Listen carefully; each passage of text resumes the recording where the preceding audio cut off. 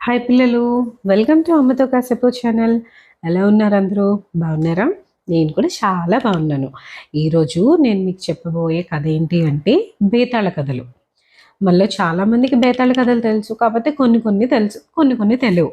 కానీ నేనేం చేస్తానంటే ఇక నుంచి మీకు బేతాళ కథలన్నీ వినిపిస్తాను, ఓకేనా? అయితే అసలు విక్రమార్కుడు బేతాళు వేసే ప్రశ్నలన్నిటికీ సమాధానాలు చెప్పాడు, అది కొంతమందికి తెలుసు. ఓకే, అసలు విక్రమార్కుడు బేతాళ కథలకి ఎందుకు వినాల్సి వచ్చింది, ఎందుకు సమాధానం చెప్పాల్సి వచ్చింది, అసలు బేతాళ కథలు ఎలా స్టార్ట్ అయ్యాయి మీకు నేను చెప్తాను, సరేనా? సరే, ఓకే. మీ అందరికీ తెలుసు కదా, విక్రమార్కుడు ఒక మహారాజు, చాలా గొప్ప రాజు. ప్రజలకి ఎలాంటి బాధలు లేకుండా ఎంతో సుఖంగా ఉండేలాగా ఎంతో మంచిగా పరిపాలిస్తూ ఉండేవాడు కదా. సో విక్రమార్కుడికి ఏం చేశాడంటే, ఒకరోజు విక్రమార్కుడి దగ్గరికి ఒక సన్యాసి వచ్చాడు. సో మన ఇంటికి ఎవరైనా వస్తే మనం ఎంతో గౌరవంగా మర్యాదలు చేస్తాం కదా. అలాగే విక్రమార్కుడు ఏం చేశాడు అంటే, ఆ సన్యాసి కాబట్టి ఇంకా ఎంతో గౌరవంగా అన్ని మర్యాదలు చేశాడనమాట. చేస్తే అప్పుడు ఆ సన్యాసి ఎంతో సంతోషించి ఒక పండుని విక్రమార్కుడికి ఇచ్చాడు. కానీ ఆ పండుని ఏం చేయాలి అనేది సన్యాసి చెప్పలేదు. అందుకు విక్రమార్కుడు ఏం చేశాడు, ఆ పండుని తన దగ్గర ఉన్న మంత్రి ఉంటారు కదా, మంత్రికి ఇచ్చి మీరు కోసాగారంలోని ఉంచండి అని చెప్పాడు. సరే అని చెప్పి ఆ అధికారి ఏం చేశాడు, ఆ పండుని జాగ్రత్తగా దాచాడు. అలాగా రోజు సన్యాసి వస్తున్నాడు, అతనికి మర్యాదలు విక్రమార్కుడు చేస్తున్నాడు, ఒక పండు ఇస్తున్నాడు. ఆ పండుని విక్రమార్కుడు జాగ్రత్తగా భద్రంగా దాస్తున్నాడు. అయితే ఒక రోజు ఏమైందంట, సన్యాసి మళ్ళీ రోజులాగే వచ్చాడు. వచ్చి ఒక పండుని విక్రమార్కుడికి ఇచ్చాడు. అదే టైంకి అక్కడ ఒక కోతుంది. కోతి ఏం చేసింది, దానికి పాపం బాగా ఆకలేస్తుంది కదా, ఆ పండుని చూసి తినాలి అనుకుంది. అక్కడే ఉన్న ఇంకొక మంత్రి చూసి, అయ్యో కోతికి ఆకలేస్తున్నట్టుంది అంటే విక్రమార్కుడు అన్నాడు, సరే ఆ ఫలం ఉంది కదా అది కోతికి ఇవ్వు అని అన్నాడంట. అప్పుడు ఆ కోతి ఏం చేసింది, హ్యాపీగా కోతికి ఆ పండు ఇచ్చేసరికి కోతి చాలా హ్యాపీ ఫీల్ అయిపోయి ఏం చేసింది, ఆ పండుని ఓపెన్ చేసింది. పండు ఓపెన్ చేసేసరికి అందులో ఏమున్నాయంట, పెద్ద పెద్ద అంటే మంచి మంచి ఎంతో విలువైన రత్నాలు వజ్రాలు ఆ పండు నుంచి బయటకు వస్తూ ఉన్నాయంట. విక్రమార్కుడు అక్కడ ఉన్న వాళ్ళందరూ చూసి ఎంతో ఆశ్చర్యపోయారు, ఎంతో షాక్ అయ్యారు అనమాట. అంతే కదా మరి, అలా అన్నీ పడిపోతుంటే షాక్ అయ్యి విక్రమార్కుడు అన్నాడంట, సరే ఇంతవరకు దాచిన మిగిలిన పళ్ళను కూడా తీసుకొని వచ్చి ఓపెన్ చేయండి అని అన్నాడంట.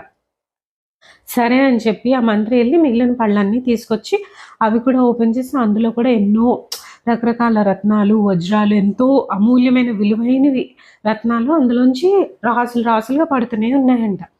అవన్నీ చూసి విక్రమార్కుడు ఆ సన్యాసిని అడిగాడంట, అయ్యా స్వామి మీరు ఎందుకు ఇలా చేస్తున్నారు, మీరు నా దగ్గర నుంచి ఏం ఆశిస్తున్నారు అని అడిగాడంట విక్రమార్కుడు. అప్పుడు ఆ సన్యాసి అన్నాడంట, రాజా నేను ఒక తపస్సు చేస్తున్నాను, దానికోసం ఒక దీక్షను నేను తీసుకున్నాను. ఆ యాగం పరిపూర్ణం అవ్వాలి, సక్రమంగా అవ్వాలి అంటే నాకు నీలాంటి వాళ్ళ సహాయం కావాలి, అందుకే ఆ సహాయం కోరడానికి నీకు ఇలా పళ్ళన్నీ ఇచ్చాను అని చెప్పేసి సన్యాసి అన్నాడంట. అప్పుడు విక్రమార్కుడు అన్నాడంట, అవునా మీరు చెప్పండి స్వామి మీకు ఏ సహాయం కావాలి నేను చేస్తాను అని అన్నాడంట. అప్పుడు సన్యాసి అన్నాడంట, సరే అయితే నేను ఈ యాగం చేస్తున్నాను, ఆ యాగం ఎప్పుడు చేస్తున్నానంటే బహుళ పక్షము నాడు, అంటే రాబోయే బహుళ పక్షమి నాడు అమావాస్య వస్తుంది, ఆ రోజు నేను తపస్సు చేసే ప్లేస్కి నువ్వు రా, నేను నీకు చెప్తాను ఏం చేయాలి అని చెప్పేసి చెప్తాడు. అయితే ఆ సన్యాసి అంటాడంట, విక్రమార్క నువ్వు ఒక్కడవే రావాలి, ఆయుధంతో ఒక్కడవే రా అని చెప్పేసి చెప్తాడు. సరే అని చెప్పేసి సన్యాసి అక్కడి నుంచి వెళ్ళిపోతాడు. సో అమావాస్య రాత్రి వస్తుంది. అమావాస్య రాత్రి వచ్చింది కదా, మరి విక్రమార్కుడు మాట ఇచ్చాడు కదా సన్యాసికి హెల్ప్ చేస్తానని. అందుకు ఆ సన్యాసి ఎక్కడైతే తపస్సు చేస్తున్నాడో విక్రమార్కుడు అక్కడికి వెళ్ళాడంట. వెళ్ళి అక్కడ సన్యాసిని చూశాడు. సన్యాసి విక్రమార్కుడిని చూసి ఎంతో సంతోషించాడు. విక్రమార్క మహారాజా చాలా థ్యాంక్స్, మీకు చాలా ధన్యవాదాలు, నా మాట మన్నించి నా కోసం వచ్చారు. ఇక్కడే నేను యాగం చేస్తున్నాను, కాకపోతే ఇక్కడ నుంచి కొన్ని మైళ్ళ దూరంలోని ఒక పెద్ద మర్రి చెట్టు ఉంది, ఆ మర్రి చెట్టు కొమ్మకి ఒక శవం వేలాడుతూ ఉంటుంది, ఆ శవ శరీరం నేను తపస్సు చేసే చోటికి మీరు తీసుకొస్తే చాలు అని చెప్పేసి సన్యాసి అన్నాడంట. సరే అని చెప్పి విక్రమార్కుడు ఏం చెప్పాడు, అలాగే నేను వెళ్ళి తీసుకొస్తాను అని చెప్పేసి చెప్పాడు. అయితే అక్కడికి నేను ఎలా వెళ్ళాలి, ఆ ప్రదేశం నేను ఎలా గుర్తుపెట్టాలి అంటే సన్యాసి ఏం చేశాడు, కొన్ని గుర్తులు చెప్పాడు. సరే అని చెప్పేసి ఎలాగా అక్కడికి వెళ్ళడానికి రెడీ అయ్యాడు. కాకపోతే ఆ సన్యాసి అన్నాడు విక్రమార్క మహారాజుతోని, రాజా, నువ్వు ఎప్పుడైతే ఆ శవాన్ని తీసుకొస్తూ ఉంటావో నువ్వు పొరపాటును కూడా నోరు విప్పకూడదు, నువ్వు మౌనం పాటించాలి, నువ్వు పొరపాటున మాట్లాడావు అంటే శవం మళ్ళీ వెళ్ళిపోతుంది వెనక్కి అని చెప్పేసి అంటాడనమాట సన్యాసి. అప్పుడు విక్రమార్కుడు ఆశ్చర్యం వస్తుంది, అదేంటి శవం మాట్లాడడం ఏంటి అని. అప్పుడు సన్యాసి అంటాడు, అవును, నిజానికి ఆ చెట్టు మీద ఒక బేతాళుడు ఉన్నాడు, ఆ బేతాళుడే ఆ శవంలోకి వెళ్ళి మాట్లాడుతూ ఉంటాడు, ఆ బేతాళుడే నా తపస్సుకి నా యజ్ఞానికి ఆటంకం కలిగిస్తూ ఉన్నాడు అని చెప్పేసి ఆ సన్యాసి చెప్తాడనమాట. సరే అని చెప్పేసి విక్రమార్కుడు బయలుదేరుతూ ఉంటాడు. సన్యాసి మళ్ళీ హెచ్చరిస్తాడనమాట, రాజా నువ్వు జాగ్రత్తగా ఉండు, శవాన్ని నీ భుజం మీద వేసుకుని వెంటనే మాట్లాడుతుంది కాబట్టి నువ్వు పొరపాటును కూడా నోరు విప్పకూడదు, నువ్వు మౌనమే వహించాలి అని చెప్పేసి సన్యాసి చెప్తాడు. సరే అని చెప్పి విక్రమార్కుడు అక్కడి నుంచి సన్యాసి చెప్పే గుర్తులు బట్టి అలా వెళ్తూ ఉంటాడు. తను వెళ్ళే ప్రదేశం వస్తుందన్నమాట. అక్కడ ఎలా ఉంటుంది తెలుసా, ఫుల్ చీకటి, దారుణమైన చీకటి, ఒక చిన్న లైట్ కూడా ఉండదు, పెద్ద మర్రి చెట్టు నుండి పెద్ద పెద్ద ఊడలు, పైగా రాత్రి కదా, అమావాస్య కదా, బోల్డ్ చుట్టూ పాములు, నక్కలు, అరుపులు ఉంటాయి కదా. అలా ఉన్నా సరే విక్రమార్కుడు భయపడకుండా ఆ మర్రి చెట్టు ఉంది కదా, మర్రి చెట్టుకు వేలాడుతున్న ఆ శవాన్ని పట్టుకోవడానికి పైకి ఎక్కుతాడు అనమాట. తన దగ్గర కత్తి ఉంది కదా, ఆ కత్తి పట్టుకొని శవంకి కట్టేసి ఉన్నాయి కదా ఊళ్ళన్నీ, అవన్నీ కట్ చేసి పట్టుకోబోతుంటే కట్ చేసిన వెంటనే శవం మాట్లాడుతుందనమాట. అప్పుడు విక్రమార్కుడు అనుకున్నాడు అనమాట, ఓహో అయితే బేతాళుడి శవంలోకి వచ్చాడు అని చెప్పి ఏం చేశాడు, గట్టిగా తను ఫస్ట్ కట్ చేశాడు కదా తాళ్ళు అన్నిని కట్ చేసి శవాన్ని గట్టిగా పట్టుకొని భుజం మీద వేసుకొని చెట్టు కిందకి దిగాడంట. దిగిన వెంటనే బేతాళుడు ఏం చేశాడంట, వెంటనే రాజా అని పిలిచాడంట. కానీ విక్రమార్కుడు అస్సలు పలకకుండా మౌనంగానే ఉన్నాడంట.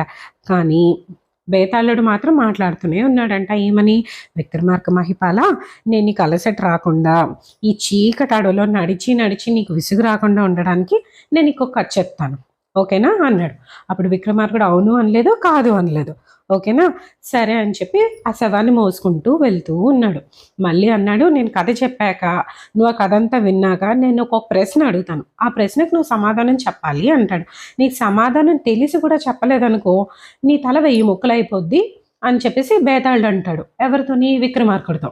విక్రమార్కుడు అయినా సరే ఏం మాట్లాడకుండా జాగ్రత్తగా నెమ్మదిగా నడుస్తూ వెళ్తాడు. కానీ బేతాళుడు మళ్ళీ హెచ్చరిస్తాడు, నేను కథ మొదలు పెడుతున్నాను, జాగ్రత్తగా విను అని. ఓకే, సో ఇది మన బేతాళ కథలకి ముందు జరిగింది. ఓకే, ఇక్కడ నుంచి నేను చెప్పేవన్నీ బేతాళ కథలు. ఓకేనా, సరే. ఇప్పుడు బేతాళుడు విక్రమార్క మహారాజుకి ఏ కథ చెప్పాడో నేను చెప్పినా. సరే, ఈ కథ పేరంటే ఎవరు భర్త ఎవరు సోదరుడు. ఓకేనా, సో పూర్వం ఒక శోభావతి అనే ఒక ఊరు ఉండేదంట. ఆ ఊరి రాజు చాలా బాగా పరిపాలిస్తూ ఉండేవాడు. ప్రజలకి ఏ నష్టం రాకుండా, ఏ కష్టం తెలియకుండా జాగ్రత్తగా చూస్తూ అన్నీ బాగా చేస్తూ ఉండేవాడు. అయితే ఆ రాజు ఆ ఊరు ఉంది కదా, శోభావతి అనే ఊరు, ఆ ఊర్లోని ఒక కాళికాలయం ఉండేదంట. ప్రతి సంవత్సరం ఆ కాళికామ్మవారికి ఎన్నో పూజలు, జాతరలు జరిపిస్తూ ఉంటారు. ప్రతిరోజు జరిపిస్తారు, సంవత్సరానికి ఒకసారి జాతర జరిపిస్తూ ఉంటారనమాట. అయితే అక్కడికి చాలామంది స్త్రీలు అందరూ వస్తూ ఉంటారు కదా. అయితే అక్కడికి వచ్చే స్త్రీలు ఏం చేస్తారంటే, గుడికి దగ్గరలో ఉన్న ఒక కోనేరు ఉంటుందన్నమాట. ఆ కోనేరులో స్నానం చేసి శుచిగా ఆ దేవికి ఏం చేస్తారో ఆరాధిస్తూ ఉంటారు. అలాగే ఒక సంవత్సరం ఏమైందంట, కొందరు ఆడవాళ్ళు ఎప్పుడులాగే వచ్చి కోనేటిలో స్నానం చేసి అమ్మవారికి దీపారాధన చేద్దామని బయలుదేరుతూ ఉంటున్నారు.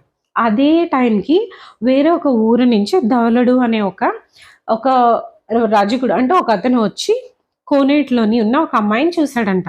ఆ అమ్మాయిని చూడ వెంటనే ఆ అమ్మాయి చాలా అందంగా ఉంది, అమ్మాయిని నేను ఎలాగైనా పెళ్లి చేసుకోవాలి అని అనుకున్నాడంట. ఎవరు, ధవలుడు. సరే అని చెప్పేసి ధవలుడు ఏం చేశాడంట, కాళికామాత ఆలయంలో కదా ఉన్నాడు, అందుకు కాళికామాతకి ఒక మొక్కుకున్నాడంట. ఏమని, అమ్మాయి నాకు చాలా బాగా నచ్చింది కాళికాదేవి, సో అమ్మాయితో నాకు ఎలాగైనా పెళ్లి చేయు, అమ్మాయితో నాకు పెళ్ళి అయిన తర్వాత కొంతకాలం గడిపి నేను నీ దగ్గరికి వచ్చి నా శిరస్సుని తలని నరుక్కొని నా శరీరాన్ని బలిస్తాను అని చెప్పేసి మొక్కుకున్నాడంట. సరే మొక్కుకున్న తర్వాత ఏం చేశాడు, ఆ అమ్మాయి ఎక్కడ ఉంటుంది, ఎక్కడ ఏం చేసింది, ఎక్కడ వాళ్ళ ఇల్లు అని ఆ అమ్మాయి వెనకాతలే వెళ్తూ అన్నీ కనుక్కొని తను దేనికోసం ఆ ఊరు వచ్చాడో ఆ పని మర్చిపోయి తన ఇంటికి వెనక్కి వెళ్ళిపోయాడు ధవలుడు. వెళ్ళిపోయి ఆ అమ్మాయి గురించి ఆలోచిస్తూ ఆలోచిస్తూ నీరసపడిపోయి అలాగే ఏమీ తినకుండా అలాగా ఉండిపోతున్నాడు అనమాట.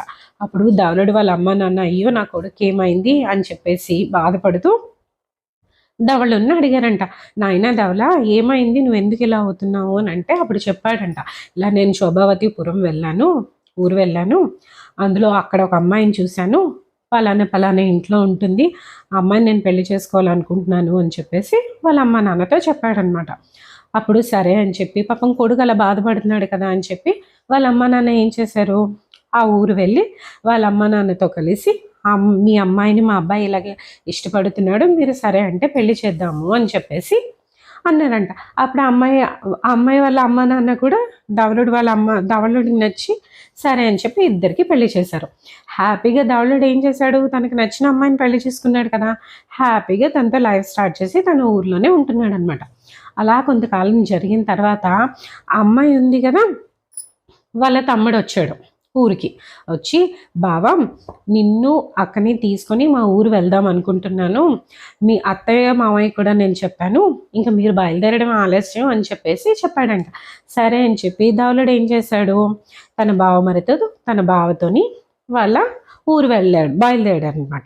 వెళ్తూ ఉంటే కరెక్ట్గా శోభావతిపురం పొలిమేరకు వచ్చేవారు. వచ్చిన వెంటనే కాళికాదేవి ఆలయం కనిపించింది. కాళికాదేవి ఆలయం కనిపించిన వెంటనే ధవళుడు ఒక మొక్కుకున్నాడు కదా అప్పుడు, తను బలిచ్చుకుంటాను పెళ్ళైన తర్వాత అని. అది గుర్తొచ్చి తన భార్యకి బావమరిదికి చెప్పకుండా కామ్గా గుడికి వెళ్ళి కత్తితోని తన తలని నరికేసుకున్నాడు. సరే కాసేపు అయింది, ఎందుకే ధవళుడు రాడు, అందుకని వాళ్ళ బావమరిది ఏం చేశాడు, అలా వెతుక్కుంటూ వెళ్ళాడు, ఎక్కడ కనిపించట్లేదు. సరే అని గుళ్ళోకి వెళ్ళి చూస్తే అక్కడ ఇంకేముంది, తన బావ తల ముండం వేరువేరుగా ఉంది. అది చూసి బాధపడి అయ్యో ఏం చేయాలి, అక్కకి ఏం చెప్పాలి తెలియకుండా తన చేతిలో ఉన్న కత్తిని కూడా తను కూడా ఏం చేసుకున్నాడు, తల నరికేసుకున్నాడు. తన తల ముండం కూడా వేరైపోయింది. సో తను చనిపోయాడు. అలా అయిపోయిన తర్వాత కాసేపు అయిన తర్వాత ఏమైంది, ఆమె కూడా వచ్చింది. ఎవరు, ధవళుడు భార్య.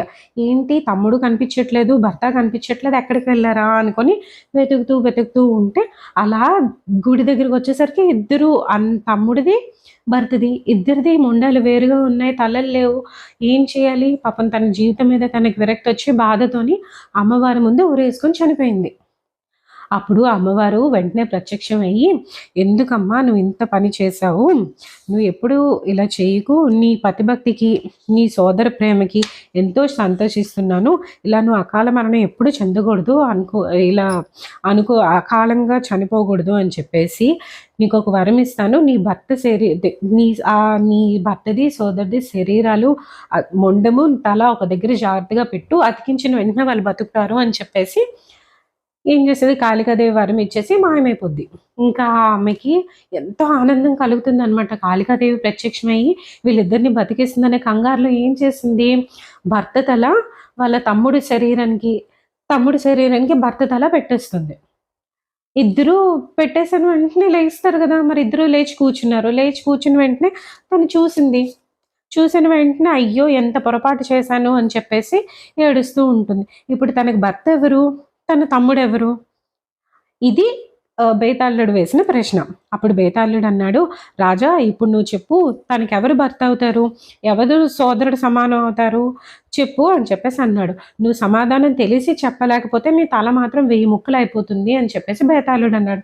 మరి విక్రమార్కుడి సమాధానం తెలుసు కదా, అందుకని సమాధానం తెలిసి పరిష్కరించకపోతే కష్టం కాబట్టి అప్పుడు విక్రమార్కుడు ఇలా అన్నాడంట, ఏమని, సర్వేంద్రియాణం నయనం ప్రధానం, అంటే సర్వేంద్రియాలోని శిరస్సు మన తల చాలా ప్రధానమైనది అని పెద్దలు చెప్తారు. ఎందుకంటే న్యాయమైన ధర్మమైన మన చూపైన బుద్ధైనా అంతా మన తలలోనే ఉంటుంది కనుక మనిషిని గుర్తించేది కూడా తన ముఖాన్ని చూసే గుర్తిస్తారు. కాబట్టి మన ఏంటంటే శిరస్సు ఎవరైతే తన భర్త శిరస్సు ఉన్నదో అతను తన భర్త, మిగిలిన వ్యక్తి తన సోదరుడు అని చెప్పేసి విక్రమార్కుడు చెప్పాడంట. అప్పుడు బేతాళుడు పరిష్కారం దొరికింది కదా ఆ ప్రశ్నకి, అందుకని ఏం చేశాడు, విక్రమార్కుడు మాట్లాడాడు. కానీ బేతాళుడు ఏంటంటే విక్రమార్కుడి సమాధానం నచ్చి, విక్రమార్క మహారాజా నీ సమాధానం నాకు నచ్చింది, కాకపోతే నీ మౌన భంగం అయింది, అంటే నువ్వు మాట్లాడావు, సో నేను మళ్ళీ నీ దగ్గర ఉండలేను అని చెప్పి ఏం చేశాడు, ఆ శవంలో ఉన్న బేతాళుడు మళ్ళీ చెట్టెక్కారు పైకి. మళ్ళీ విక్రమార్కుడు వెనక్కి వెళ్ళాల్సి వచ్చింది. ఇది బేతాళ కథల్లో మొదటి కథ. ఓకే, ఎలా ఉంది, నచ్చిందా?